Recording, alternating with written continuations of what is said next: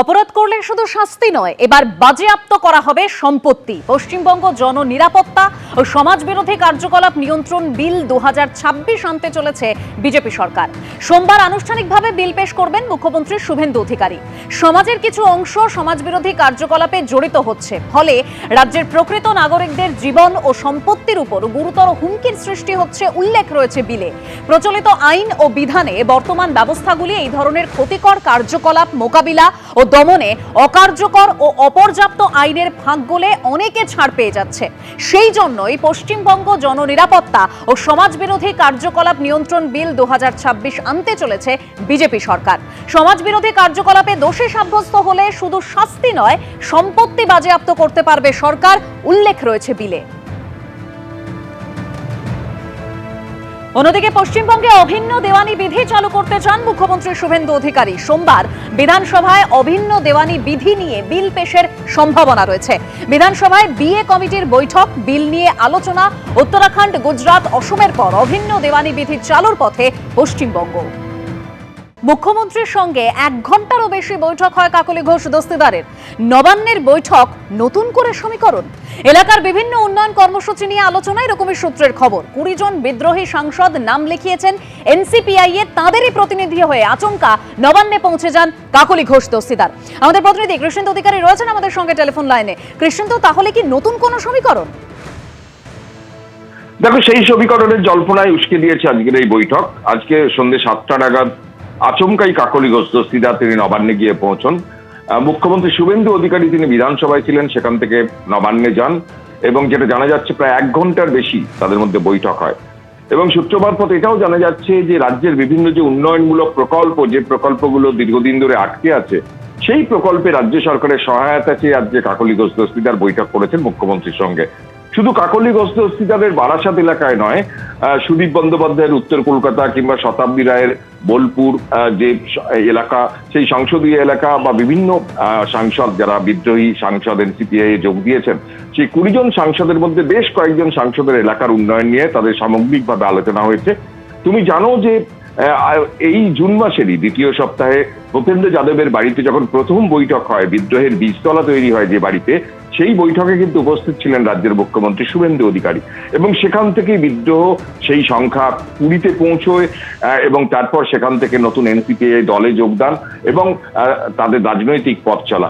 এবং শুভেন্দু অধিকারীর সঙ্গেই আজকের এই বৈঠক রাজনৈতিক দিক থেকেও তাৎপর্যপূর্ণ। এই কারণে অনেকে মনে করছেন যে আরো একজন সাংসদ, সূত্র মারফত যেটা জানা যাচ্ছে, আরো একজন সাংসদ তারা এই বিদ্রোহী সাংসদদের তালিকায় যোগ হতে পারে। সেই সাংসদকে সেটা নিয়ে জল্পনা চলছে। তারই মধ্যে আজকে শুভেন্দু অধিকারীর সঙ্গে রাজ্যের মুখ্যমন্ত্রীর সঙ্গে বৈঠক কাকলি ঘোষ দস্তিদার, যাদের নেতা, সেই সংসদীয় দলের নেতা, তার সঙ্গে দীর্ঘক্ষণের বৈঠক রাজনৈতিক দিক থেকে তাৎপর্যপূর্ণ। এটাও তো একটা জল্পনা তৈরি হলো যে এরপরে তৃণমূলের উপর কি বাড়তি চাপ তৈরি হলো।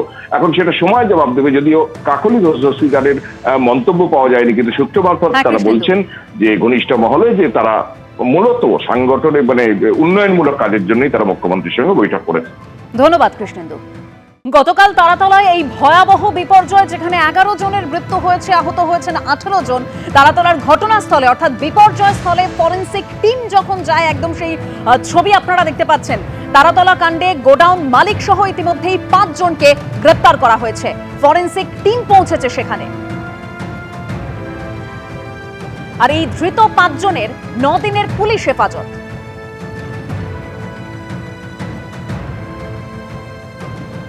ইতিমধ্যে বিপর্যয় স্থলে ফরেনসিক দল পৌঁছেছে এবং ঘটনাস্থল থেকে সরাসরি আমাদের প্রতিনিধি অরত্রিক ভট্টাচার্য রয়েছেন এই মুহূর্তে। অরত্রিক,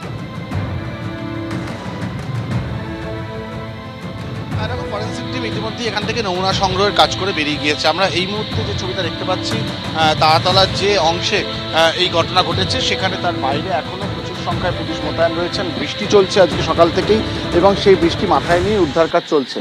এবং যেটা বলে রাখা দরকার যে ফরেনসিক টিম সচরাচর উদ্ধার কার্য আরও কিছুটা এগিয়ে গেলে বা শেষ হওয়ার পর আসে, কিন্তু ইতিমধ্যেই যেটা বোঝা যাচ্ছে যে দমকল প্রতিমন্ত্রী এসেছিলেন, তার কথাতেও সেই আভাস মিলেছে যে এই উদ্ধার কার্য অনেকটাই লম্বা হতে পারে।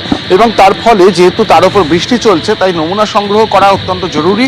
তাই সেই দিক থেকে কিন্তু ফরেনসিক টিম এই উদ্ধার কার্য চলার পাশাপাশি তারা এসে নমুনা সংগ্রহ করেছেন, যাতে কি ঘটনা ঘটেছিল সেই তদন্তে আরও স্পষ্টভাবে পৌঁছানো সম্ভব হয়।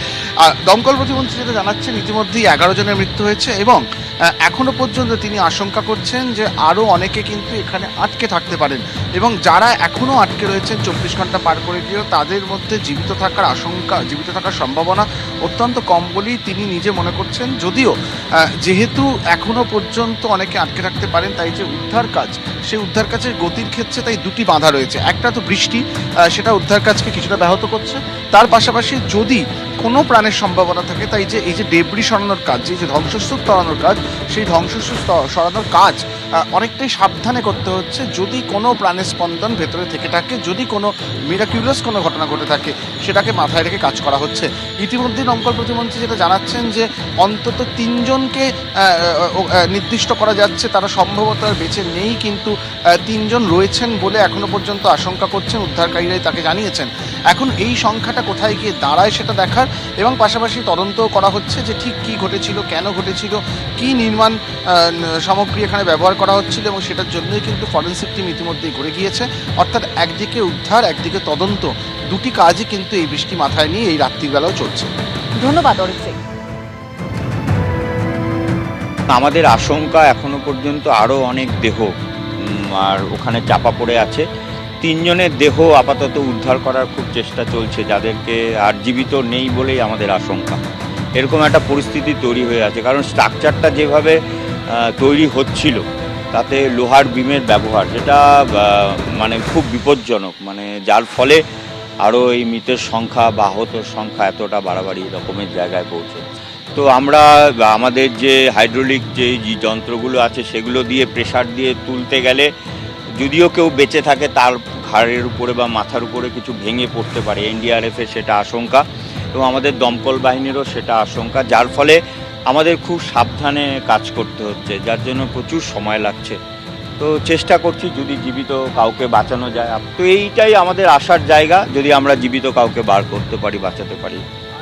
গতকালের এই ভয়াবহ বিপর্যয়, যেখানে 11 জনের প্রাণ চলে গিয়েছে, আহত হয়েছেন 18 জন। তবে দমকল প্রতিমন্ত্রী তিনি যেরকম জানাচ্ছিলেন যে এখনো 3 জন ভেতরে আটকে থাকতে পারেন, কিন্তু তাদের বেঁচে থাকার সম্ভাবনা নেই, সেরকমই আশঙ্কা করা হচ্ছে, যেরকম তিনি জানালেন। তারাতলা কাণ্ডে গোডাউন মালিক সহ ইতিমধ্যেই 5 জনকে গ্রেপ্তার করা হয়েছে, যাদের 9 দিনের পুলিশ হেফাজতের নির্দেশ দেওয়া হয়েছে। কিভাবে তারাতলার এই বিপর্যয় ঘটল, ইতিমধ্যেই উচ্চ পর্যায়ের তদন্ত কমিটি গঠন করেছে রাজ্য। 7 দিনের মধ্যে রিপোর্ট জমা দেবে এই উচ্চ পর্যায়ের তদন্ত কমিটি। এখনো সেখানে উদ্ধার কাজ চলছে, তবে আজকে যে তুমুল বৃষ্টি, যার ফলে উদ্ধার কাজ কিছুটা সময়ের জন্য বাধাপ্রাপ্ত হয়।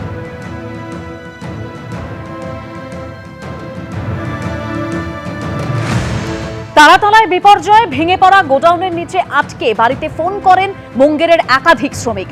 তাদের মধ্যে কারো মৃত্যু হয়েছে, কেউ নিখোঁজ, কারো চিকিৎসা চলছে হাসপাতালে। উদ্বিগ্ন ও শোকগ্রস্ত পরিজনরা। যখন দুর্ঘটনা ঘটেছিল তখন দুর্ঘটনায় চাপা পড়ে যান। आप लोगों को कितने बजे मन्नू से फोन आया? 2 बजे भोर में। मतलब आज कैसे, मतलब वो क्या बोला फोन करके बोला हम ठीक है, जल्दी निकालिए बाहर। अच्छा, उसके बाद आप लोग क्या? उसके बाद मेरा आदमी यहाँ पे 2 आदमी था, उसको भेजे हैं मोबाइल से बात करते हुए। अंदर से लोहा बजा रहा है, तो उसको पता चला कि यहाँ पर मेरा आदमी है, इसीलिए से वहाँ कटिंग करके निकाला। कितने बजे उसको उठाया? 6 बजे आज सुबह। तो उसका हालत का क्या है अभी? बहुत कम है। फोन किसको किया था? आपको ही? हम सब लोग गाड़ी में बैठ के आ रहे थे, फोन किया कि भाई हम ठीक हैं। 1 बजे बोला, मैंने बोला सिपाही जाने नहीं दे रहा है, डायरेक्ट बोलो कि मेरा आदमी का लोकेशन मिल रहा है, लोकेशन पे हमको जाने दो। लोकेशन पे गया तो मिला, और वही हुआ कि 6 बजे सुबह में निकला वो। उनका ये गड़बड़ है। अभी भी एक जन लापता है। हाँ, মুঙ্গেরের বাসিন্দা ঘি কুমার, তার মৃত্যু হয়েছে। ঘি কুমারের সঙ্গে সঙ্গে এখনো নিখোঁজ রয়েছেন তারই আরেক সম্পর্কে ভাই হয় शिरचंद कुमार।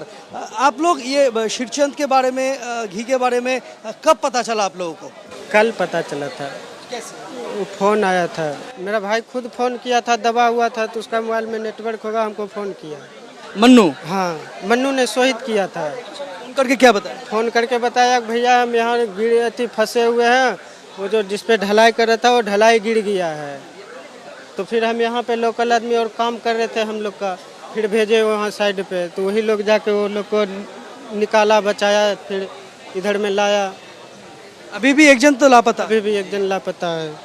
और घी को रेस्क्यू कब किया? घी कुमार को रेस्क्यू किया था सुबह में 5 बजे। हाँ, और निधन हो चुका था उसका। और मन्नू कहाँ है अभी? मन्नू अभी ऑपरेशन में है। এনারা সকলেই পরিযায়ী শ্রমিক বলা যেতে পারে। তারা বিহার থেকে পরিযায়ী হয়ে বাংলায় এসেছেন শ্রমিকের কাজ করতে, আর সেই কাজ করতে গিয়েই এই মর্মান্তিক দুর্ঘটনা। দিব্যেন্দু সিংহর সঙ্গে সন্দীপ সরকার, এবিপি আনন্দ, কলকাতা। এবিপি আনন্দ, এগিয়ে থাকে, এগিয়ে রাখে।